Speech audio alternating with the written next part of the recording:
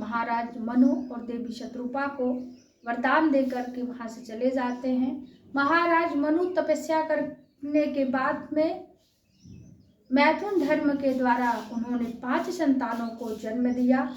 आकृति, देहूति और प्रसूति पुत्रियां हैं और उत्तानपाद और प्रियव्रत 2 पुत्र हैं। महाराज मनु जब 5 संतानों को जन्म दिया, उसके बाद में ब्रह्मा जी ने महाराज मनु देवी शत्रुपा से कहते हैं कि अब आप सृष्टि का क्रम प्रारंभ करें, सृष्टि की रचना करें। तब मनु महाराज जब पृथ्वी पर आते हैं तो देखते हैं कि पृथ्वी वहाँ पर है ही नहीं, अपनी जगह पर पृथ्वी नहीं है। तब मनु महाराज जी ने ब्रह्मा जी से जाके बताते हैं।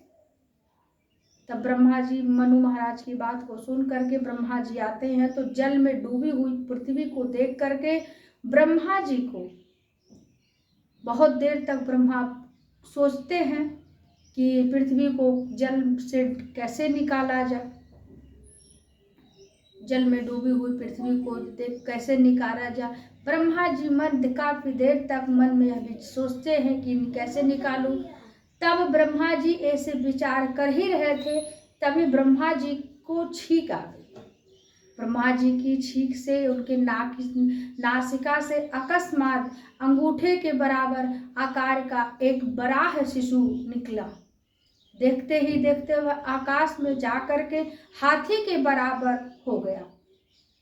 यह देखकर देवता आदि विचार करने लगे कि यह सूकर के रूप में यह कौन दिव्य प्राणी आ गया है। तब ब्रह्मा जी और उनके पुत्र यह विचार कर ही रहे थे, तभी भगवान यज्ञ भगवान पीताम्बर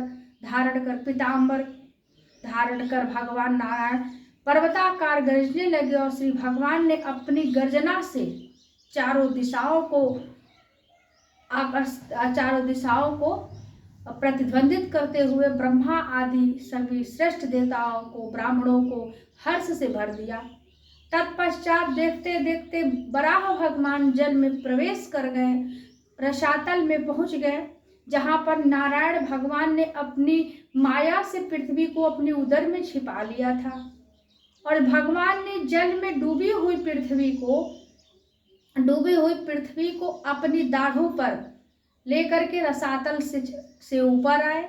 और जब भगवान ने पृथ्वी को जल से बाहर ला रहे थे, तभी मार्ग में विघ्न डालने के लिए एक महापराक्रमी हिरणाक्ष नाम के राक्षस ने जल के भीतर ही उन पर गदा से प्रहार कर दिया। इससे बराह भगवान का क्रोध चक्र के समान तीक्ष्ण हो गया और भगवान नारायण ने उस हिरणाक्ष नाम के दैत्य का भगवान ने लीला से ही इस प्रकार मार डाला कि जैसे सिंह हाथी को मार डालता है। श्री सुखदेव जी कहते हैं, परीक्षित, जब भगवान नारायण ने उस राक्षस का, उस दैत्य का वध किया तो उस समय सभी देवी देवता